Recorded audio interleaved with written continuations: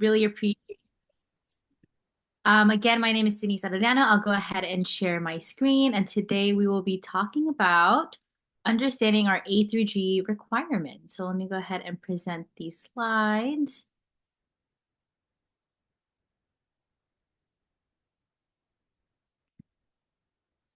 Kathy, all good on the slides on your end? Yes, we can see it. Perfect. All right, so like I mentioned, I'll do a brief introduction. Hello, everyone. Again, my name is Denise Arellano, and I'm the College Access Manager for Improve Your Tomorrow. A little introduction about me. I got my bachelor's degree from Sonoma State University in psychology, graduated in 2020, and then I also got my master's in general psychology from Harvard. I currently work as the college access manager for IYT, but I actually started at IYT as a mentor. So I worked with our students out here in Central Valley, specifically at West High School in Tracy. I was a mentor, so I worked directly with our high school students doing biweekly mentorships and going on college tours. And then I was able to get promoted to work as a college advisor. As a college advisor, I was working with our seniors, helping them with college applications, financial aid, scholarships. And now, as a college access manager, I help plan our college tours, as well as still doing and facilitating the training for our lead mentors that work with our seniors that do college applications, financial aid, as well as scholarships. So that's a little bit of introduction on me. Really passionate about doing college advising and helping, really push the mission of IYT, which we'll talk a little bit more about after our A3G content of getting our students to and through colleges and universities and being able to provide the right resources and the right access that they need in order to be able to start and fulfill their educational journey. So for our agenda today, I'll transition a little bit. So we'll first talk about our college systems and applications. We'll go over the different systems of higher education as well as the requirement for each of those systems. We'll then transition to talk about the A through G requirements, what that looks like for UCs and CSUs, and what that looks like at a high school level. And then the last thing that we'll talk about before going into our question and answer portion is doing an IYT overview, just to talk a little bit about what the program is, our mission, vision, and the services that we provide. Right, so let's get started and jump right into it. So the systems of higher education, there's many different pathways that a student can take in higher education, whether that's career programs, going into networking and being able to have access to different careers, study abroad programs. Not all, it sounds like a lot being able to, go to a different country and study there, but there are some programs where it might even be cheaper to do a study abroad for a semester than to live on campus. So I don't want it to sound like something that's unattainable or a lot too expensive to be able to study abroad, right? There's undergraduate research, especially at UC systems, and then building on some leadership skills as really adulting happens right when they go into their first year of college. And for some students, it's the very first time that they're away from their homes, from their families. It's the time that they're getting to explore and get to know themselves and grow as an individual, whether that's, making new friends, exploring new places, and especially just again expanding their educational knowledge and figuring out what they want to do, what they want to major in, what career they want to pursue. The first system that I'll be talking about is the community college. Here at the system, students are able to receive an associate's degree or certificates within 2 years. So a lot of our students prepare to transfer to a four-year university. Some just get their associate's degree or their certificate and then continue to go into the workforce. At a community college, a lot of students have a flexible schedule and the focus on GED, which stands for general education, courses cost at a lower cost. In California, the Promise Grant permits California residents to have are eligible to have their enrollment fees to be waived, and the very first 2 years that they're in community college are free. This showcases a map of the community colleges here in California. There's over 116 colleges and 1.8 million students that currently attend community college here. So lots of different ones to choose from, whether that's within the area or some that if they even want to travel out a little bit out of city, out of town, or to the other side of the state, there are different options for community colleges for our students. The next system that I'll be talking about is the California State University. Short term for this is a CSU. Here at this system, you can earn a bachelor's as well as a master's. In California, there are 23 campuses, and there's many social and professional opportunities, as well as a variety of selection of extracurricular activities. So whether that's sports or intramural sports or different organizations, whether that's fraternity, sororities, a lot of different options for extracurricular on campus for the students. There is higher level of courses. There are more options in majors and degrees that will be offered in comparison to a community college, and there's going to be a larger student body. In regards to financial costs, the federal and in-state tuition in California, residents pay an estimate of 5,700 in tuition per year, but this may look different depending on the financial aid award package that a student receives, so that may look different case to case. This is a map of the CSUs. The most northern one is Humboldt State, and then the farthest down south is San Diego. But there are, again, like I mentioned, 23 different California state universities here in California. Some statistics on CSU. On average, it does take the freshman graduation rate is 35%. The average years to complete the freshman degree is 4.7 years, and then the undergraduates from California are 94%. So a lot of students that graduate in California do end up applying to a CSU.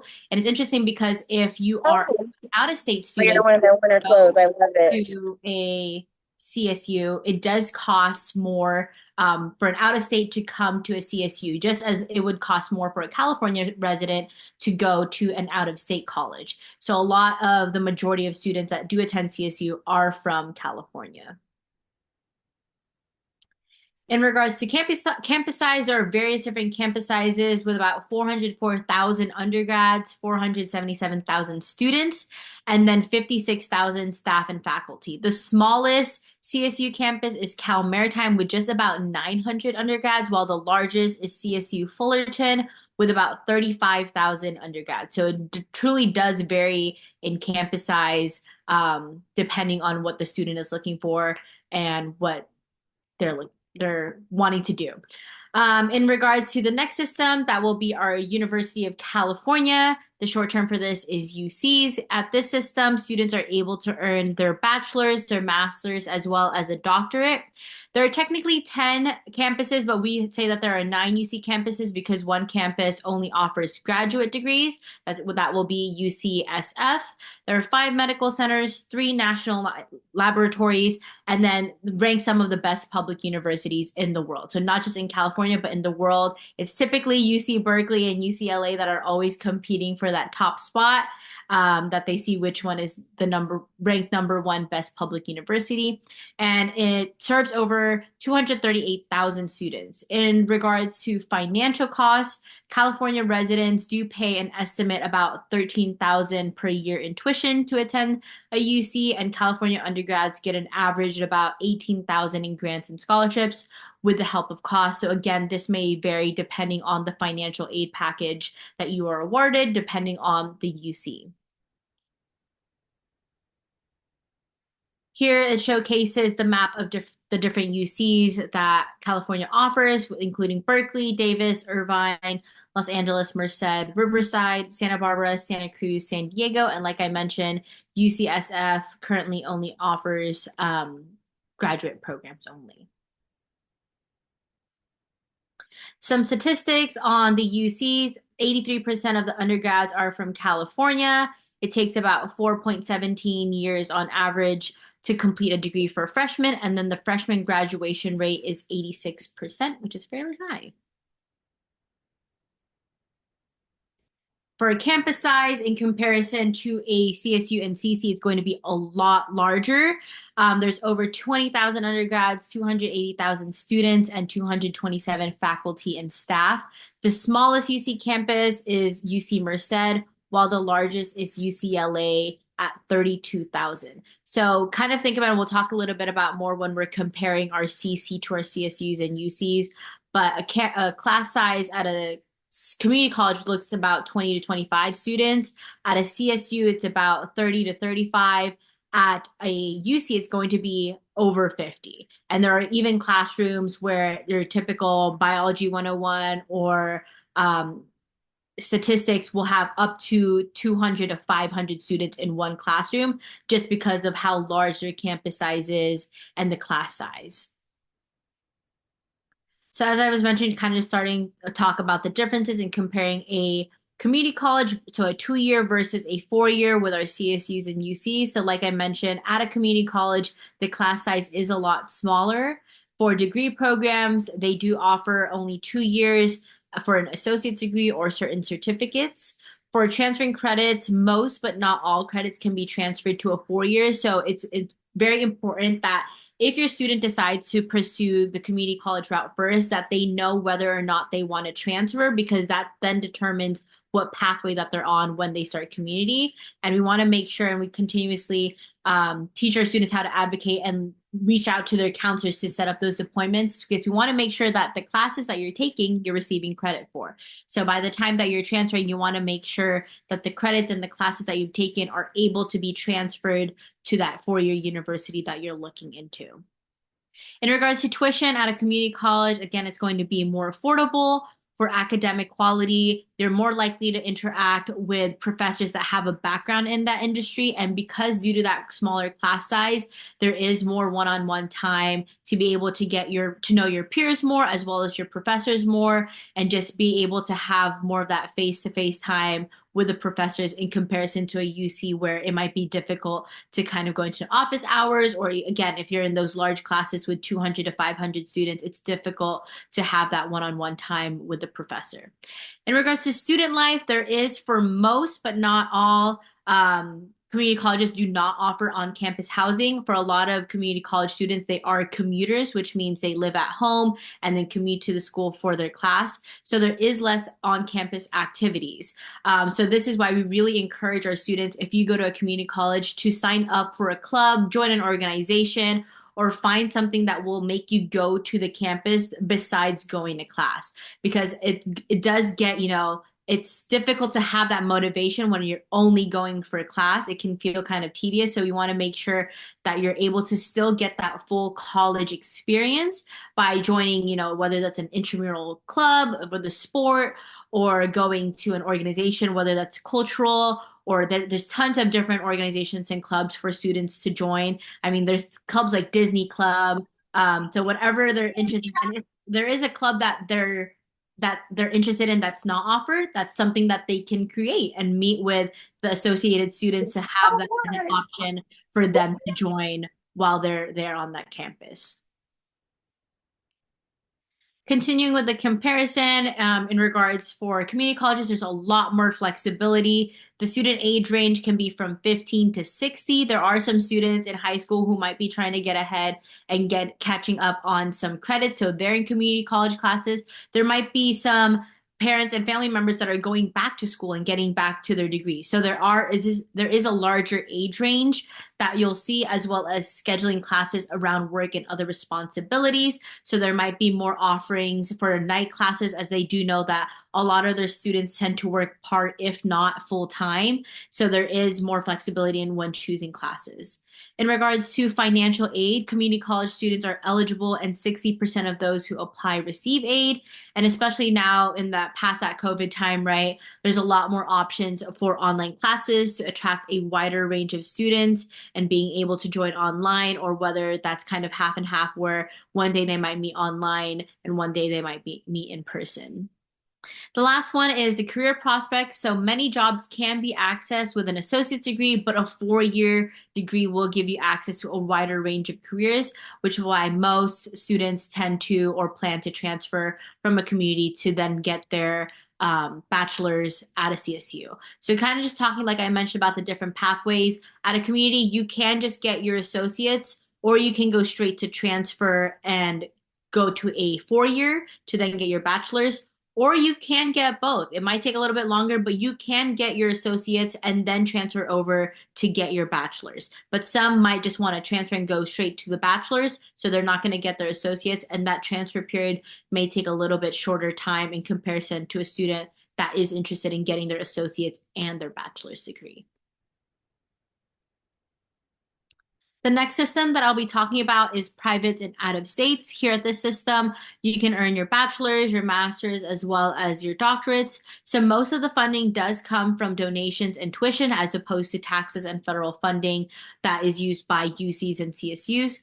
Generally, they do tend to cost more and they are smaller than public schools, so they have smaller class sizes. In regards to financial costs, the average private nonprofit university student spends a total about 55,000 per academic year living on campus. And out of that 55,000, 38,000 of it is spent on tuition and fees. So again, really comparing, right, that CSU, we're looking at about 5,700 per year. Here it's 55,000. And again, it's just that cost depending on the institution, depending whether it's private or out of state, but it is going to tend to cost more in comparison to a UC or a CSU. But again, with scholarships, financial aid, that might look different depending on the case and offerings. I know some students might be getting offered, sports scholarships and things like that. So that might not look and this not might be applicable for each individual institution.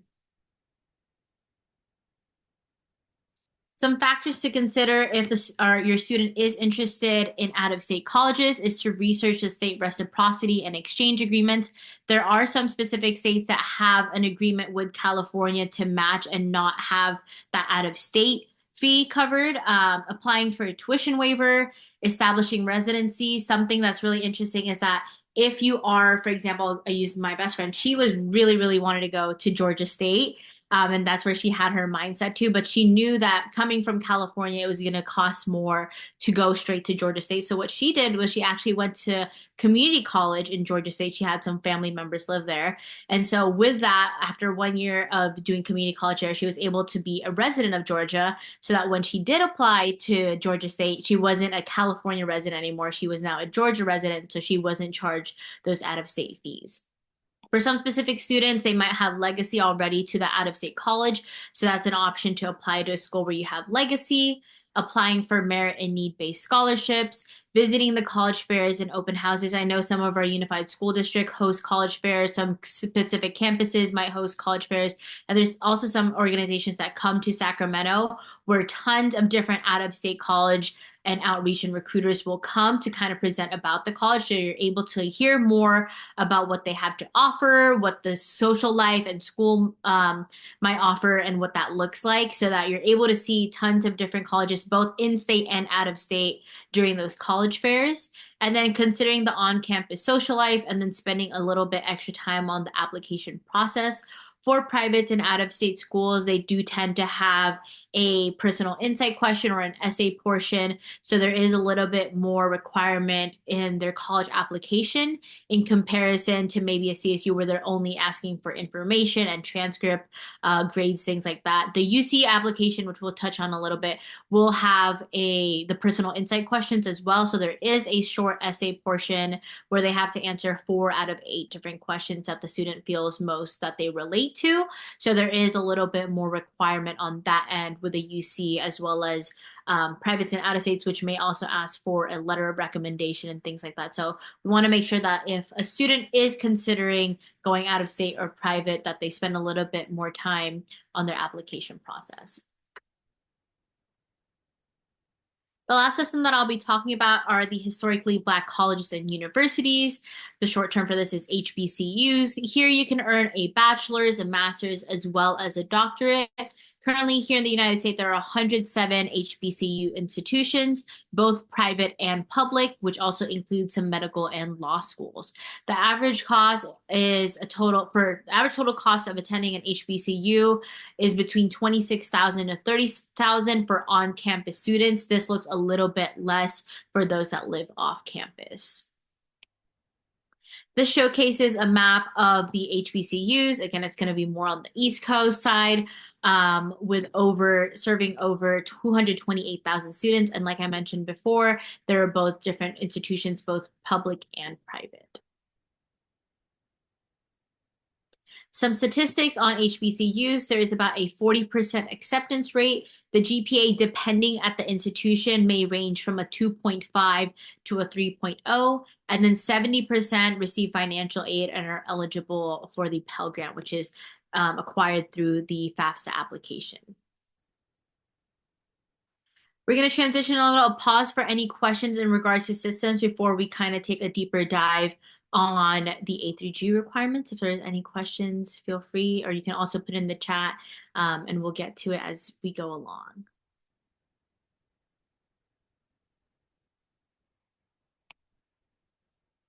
Okay. All right, so I'll transition to talk over the A through G requirements. So these are the minimum set of requirements for admission as a freshman. The image on the right does specifically showcase the requirements for UCs and CSUs, and I'll go through those in just one second. But I just wanted to preface that the A through G requirements are different for UC and CSU, and then there's A through G requirements just to graduate from high school. So we'll touch base on both of those, but specifically as we were talking about the systems, we'll go first over the different requirements for UC and CSU.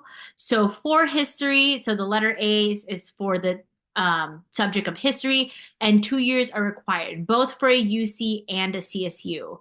For English, section B, there's going to be 4 years required. So each year that your student is in high school, they should be taking an English class.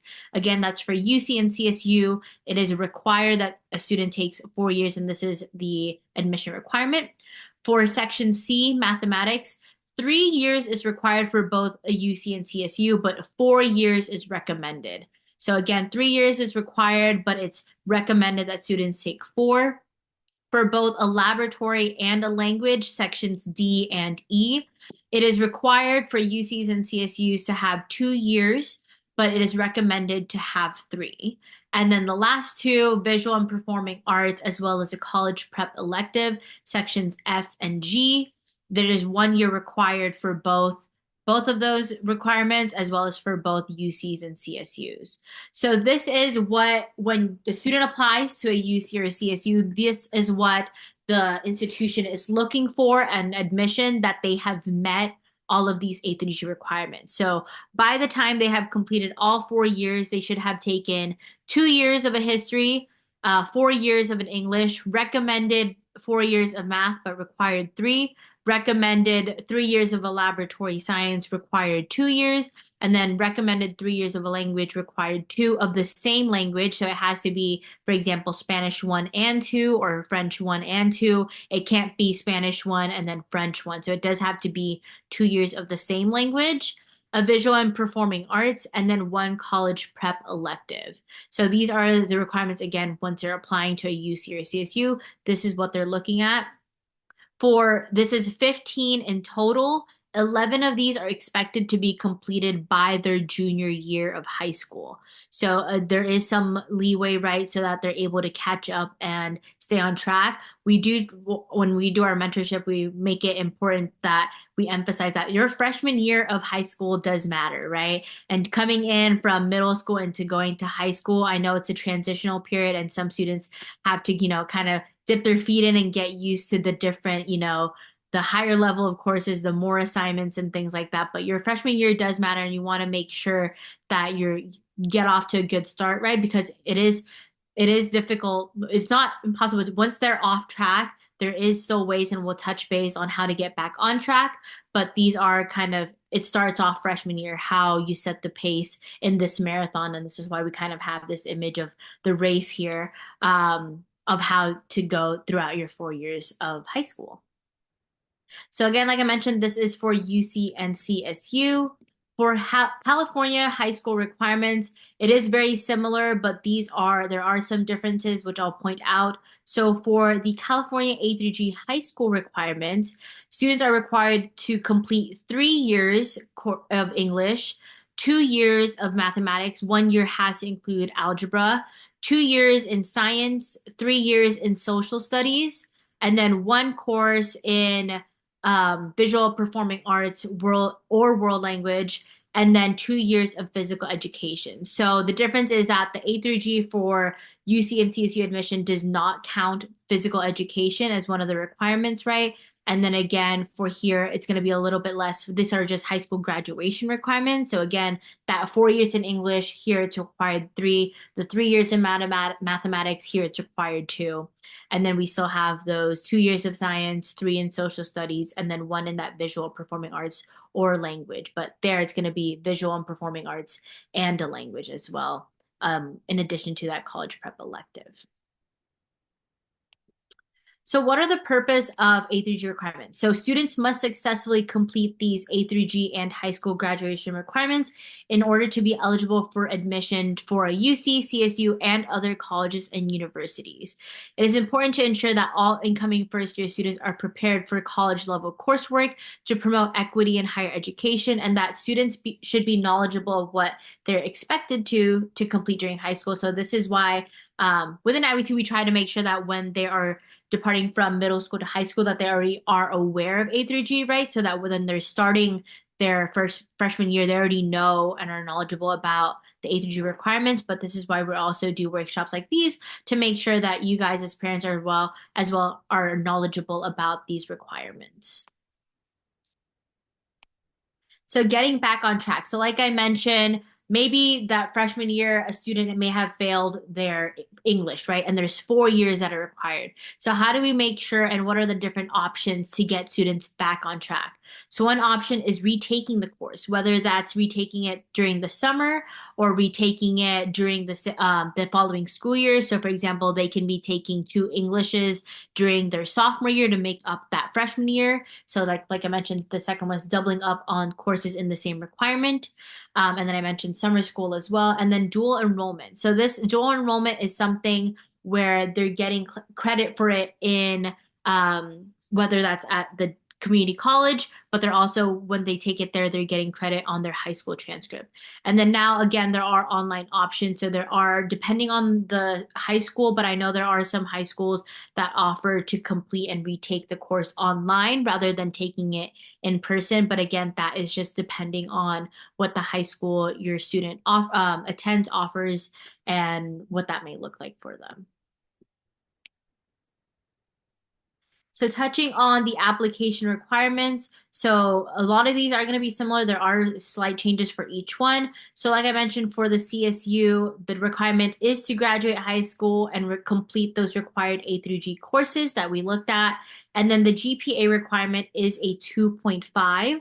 For UCs, the requirement is the same to graduate high school and complete those A through G courses.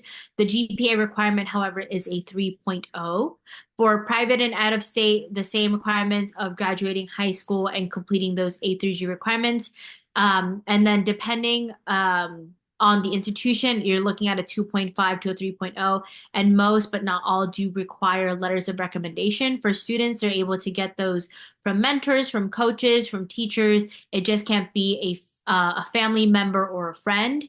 And then for HBCUs, same with the requirements for graduating high school and completing those A through G courses. And again, depending on the institution, you're looking at a GPA requirement of a 2.5 to a 3.0 or better.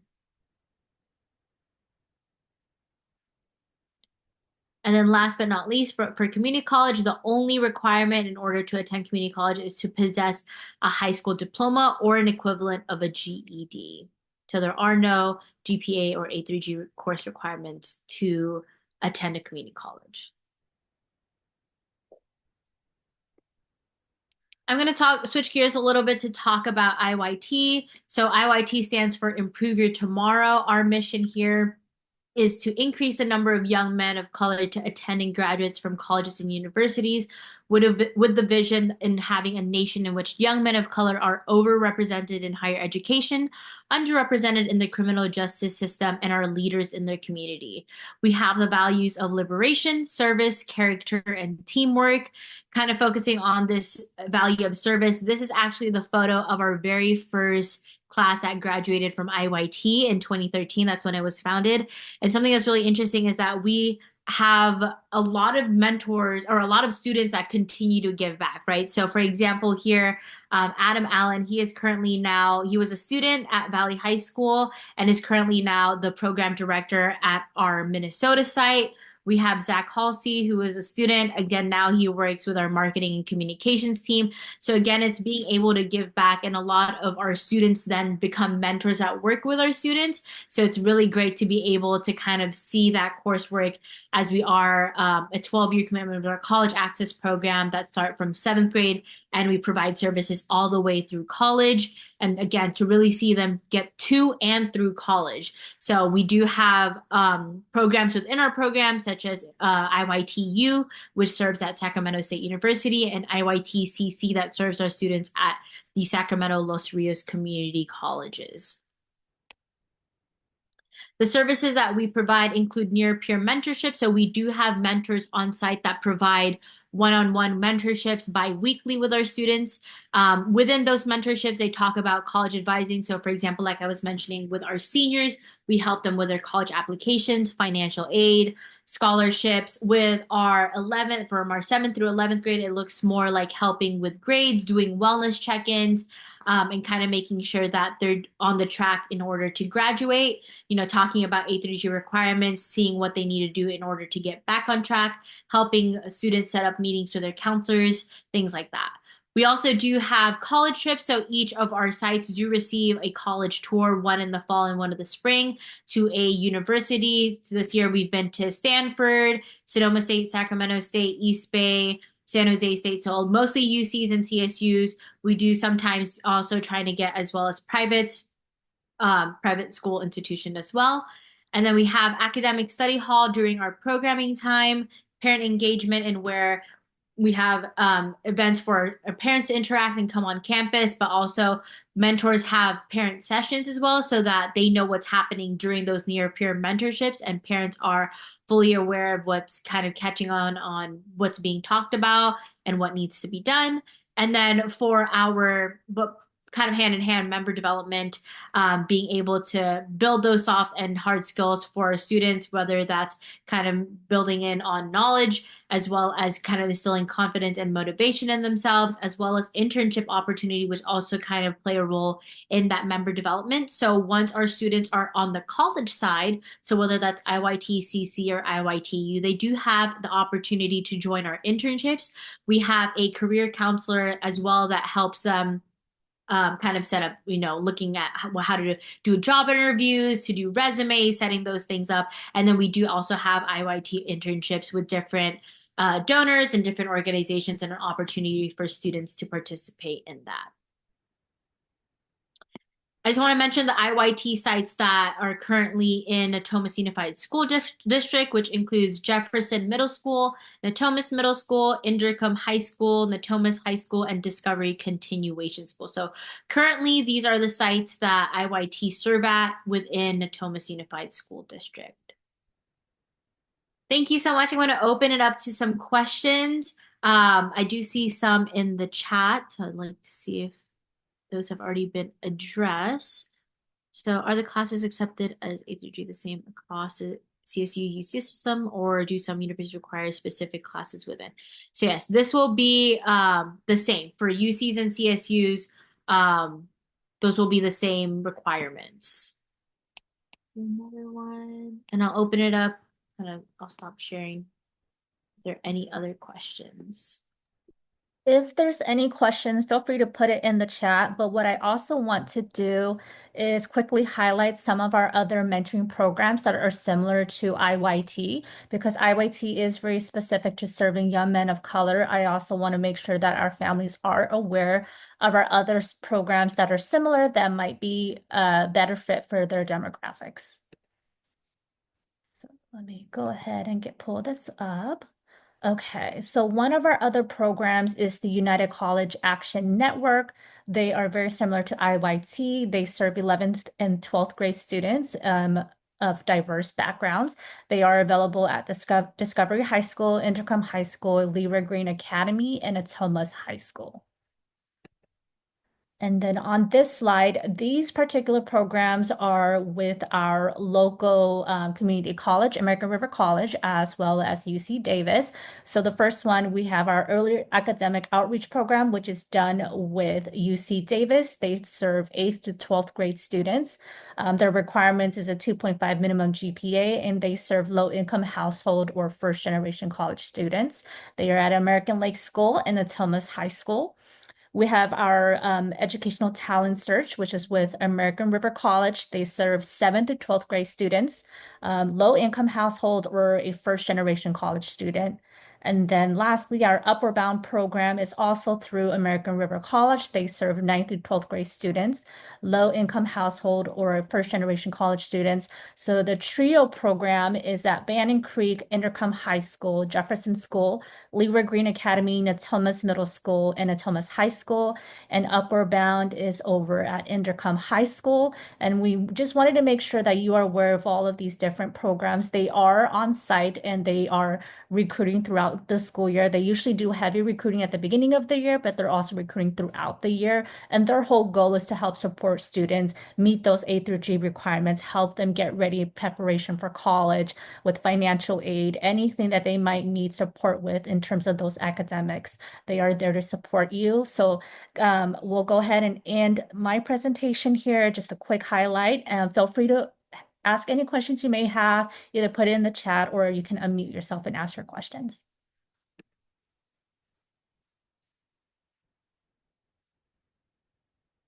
Okay, so I do see there are some questions in the chat. See one about the slideshow. Yeah, Kathy has access to it, so I'm sure she'll be able to send out to all the parents that are on here and those that have registered as well, the content of tonight's presentation. Yes, this presentation is also recorded, so we will be posting it and sharing the link along with the slideshow presentation. So for any parents that may have logged in a little bit late today, you'll have the full presentation to go back and review as well.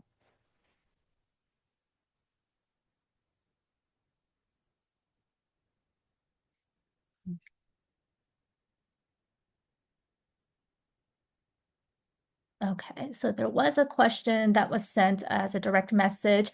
What are the grade requirements per A through G classes to be required as passing?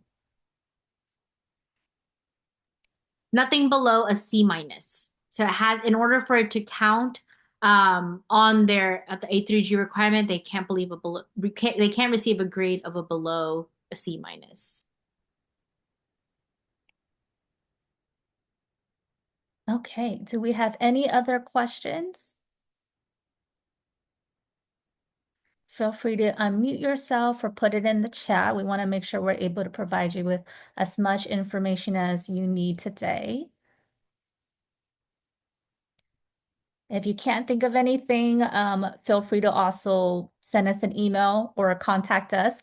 Tomorrow morning, you'll be receiving a follow-up email from me with the link to this presentation, a copy of the slideshow, and other resources that might be helpful for you. So if you can't think of anything, feel free to just email me back on the follow-up email, and we'll get those answers for you. Okay, there's no more questions, so we're going to go ahead and end the presentation. Thank you so much, everybody, for joining us today. We appreciate so much for the time you've taken to be with us. Thank Have a you. good night.